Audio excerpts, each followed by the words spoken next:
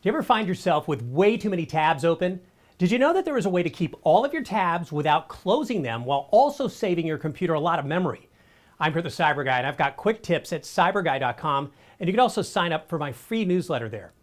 OneTab is something I want you to remember. It's a browser extension you can download for Google Chrome, Apple Safari, or if you use Microsoft Edge or Firefox, it is invaluable.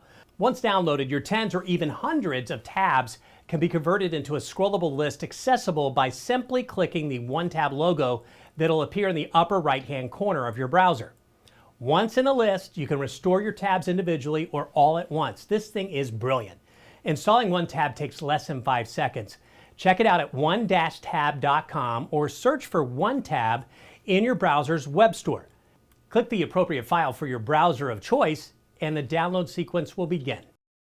Once completed, you're going to be able to pin OneTab to your browser's toolbar, which is in the upper right-hand corner.